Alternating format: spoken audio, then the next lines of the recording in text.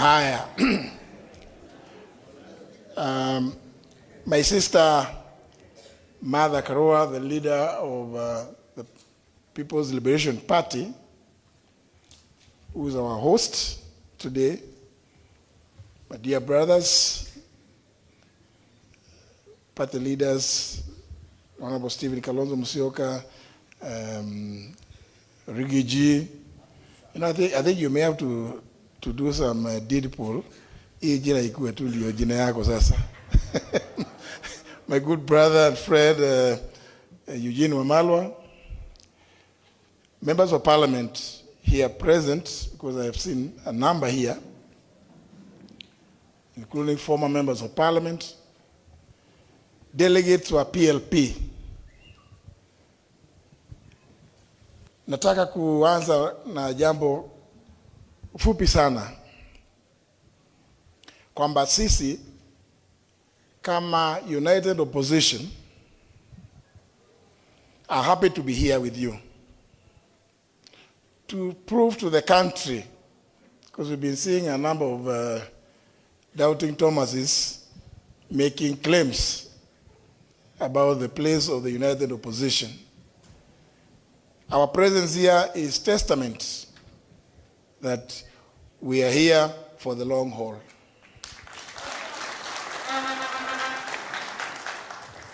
Mukituona hivyo, we are here for the long haul to accomplish the one-term mission.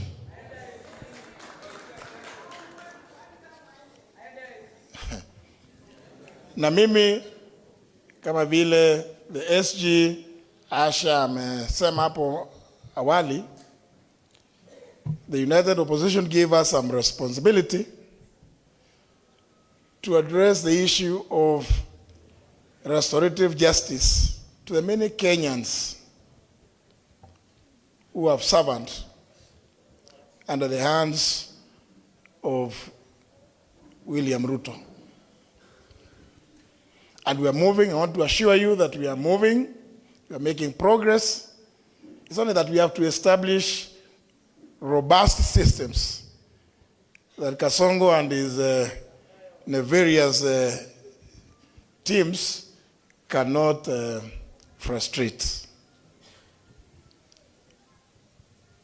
Because we do not believe that those mothers, fathers, brothers and sisters who today, up to now, do not know where their loved ones are. There are others who know that, yes, they were killed. But there are others who don't know where their kin are. But William Ruto, because he's a guy who likes theater, he likes theatrics, is on record standing before the entire world saying that hata wale ambao walikuwa wameshikwa tumerudisha kwa familia zao.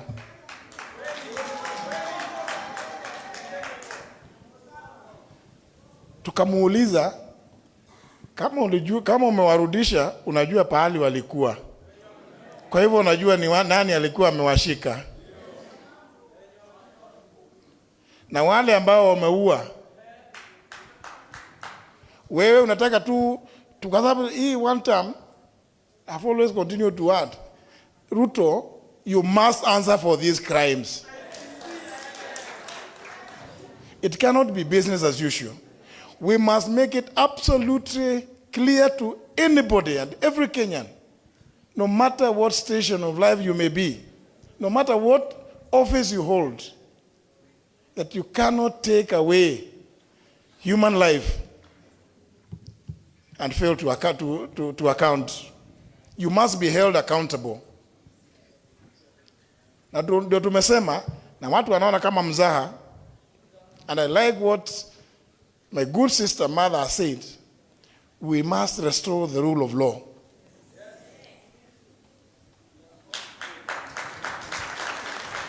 It is not enough that we will actually, because I think you Kenyans, what I've heard Patrick Muturi, PK, we used to call him PK Muturi, Mheshimiwa, say, if you see any of us akiteleza, huyo mjue ni nani? Msaliti. Can we resolve that at this kongamano la PLP? That mukiona mmoja wetu akiteleza, huyo atakuwa nani? Msaliti. We want to tell you, we are united, and we don't want to be told by William Ruto ati ajenda ni gani. And I like what my brother Rigiji says. Hakuna haja ati tukuambia ati iko hii ni manifesto. No. The first thing, one term. Second thing, one term. Third thing, one term. Yangu ya nne, ICC ama committee. And I say that without any fear of contradiction, because what William Ruto has done to this country has never been done by any other leader. This place, State House, is supposed to be a seat of power, isn't it?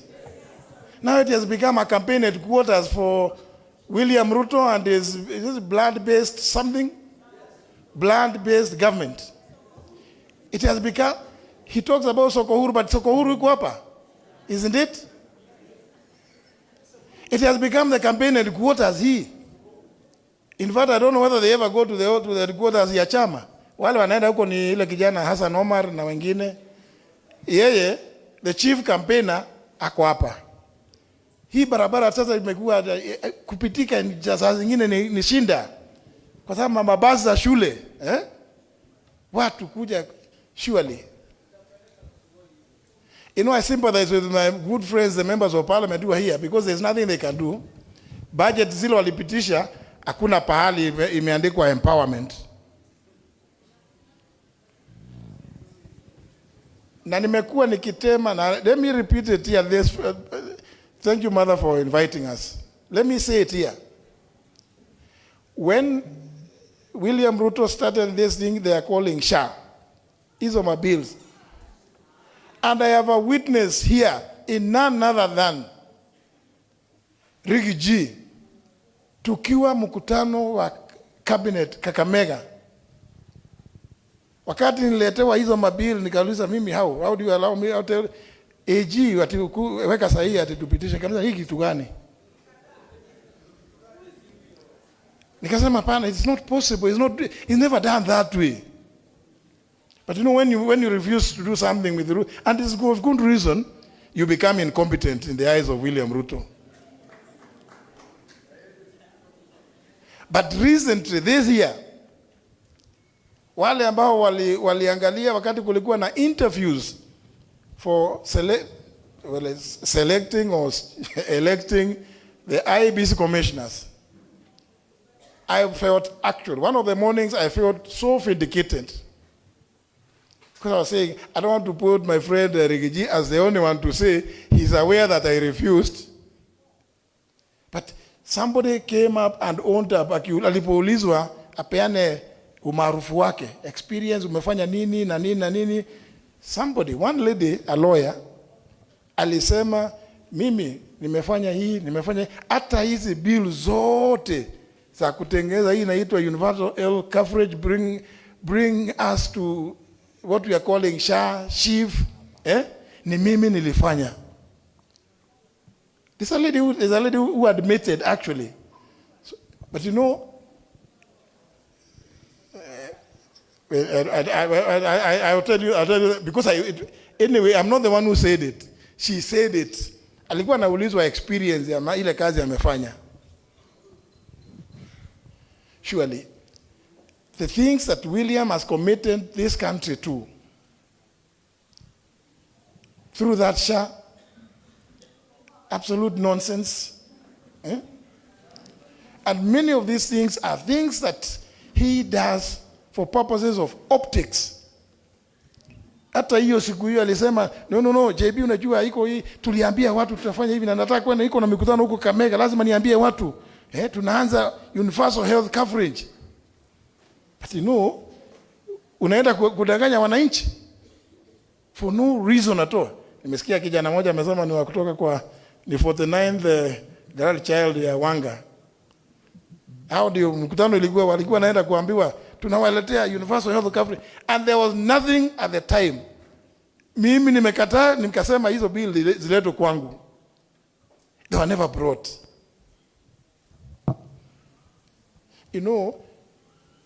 Many people, they will listen to my brother Rigiji say things and they think, were these things true? Were they real? I stand before you as a witness. Because there are very many atrocious things. And that's why many of us sympathize with the situation that this country is in. And that's why I say, no matter what ambition we may have in ourselves, we must subordinate those ambitions to the greater good of this country and the well-being of the Kenyan people. Everybody who takes a state office swears by the Constitution that they will defend, protect, uphold the Constitution, among other things, to protect the dignity of the citizens of the Republic of Kenya. What does it speak of? When the same person who has sworn to do that stands in the public, asema piga risasi mguu. Asib kupigwa mguu ni, is he playing hockey? Ama ni nini? It is such as, ni kitu rahisi hivi, maisha ya binadamu imekuwa so cheap, atipiga risasi mguu, alafu apeleka hospitali. Ule kijana Rex Masai, ile risasi ilimpiga mguu, si alikufa. So William Ruto cannot escape being held accountable for the lives that have been lost during his term. And we in the United Opposition want to assure Kenyans that with your support, as we exit William Ruto, as we surely shall do, you must also continue to support us to make sure that William Ruto is held accountable. Na ile mali ya wananchi ambayo amepora, I don't want to say ati wale watu wamepora. Kwa wamepora, it is under his watch, if there are any other anyway. Lakini ile mali ya wananchi ambayo pia amepora, ni lazima arudishe. And there's something I like reminding, because I'm very happy that, my sister mother remembers that thing. Muliona picha William Ruto wakiwa kotini, wakiwa wameshtakiwa wakati moja na Joshua Kulei na Same Mwaita, kwa sababu ya ile 291 million walichukua hapa, wakisema wanauzia Kenya Pipeline shamba na bado ni msitu. I remember my sister pushed that thing, because when I was a chairman of Public Investments Committee, and he was a member of my party, he tried to come to tell me ati, JB, unajua hiyo maneno sijui, wakati ulikuwa KANU, nikamwambia hapana, mimi sikuona hiyo. We still stood strong and recommended that William Ruto and those who are in his team, including Same Mwaita, because he was commissioner for lands, na Joshua Kulei wapelekwa kotini. And I always feel very happy and proud to associate myself with that decision, because it was taken up, that issue was taken up by my sister here, as she always pushed. So when we stand here to tell you ati ile amepora lazima tuwarudishie kwa sababu ni yenu, na hao wenye ameua, he must be held accountable, whether locally or internationally, we mean business. I want to thank you. I want to stop at that point, but still congratulate you for holding your NDC. and congratulate my dear sister, mother, and say, we've heard you, and we've heard you loud and clear. Na tumesikia mambo yale mother ametuambia, what her presidency would entail. Si mumesikia? It's exactly the same thing that we in the opposition want to see. And therefore, we must remain united. Thank you very much. God bless you. Asante sana.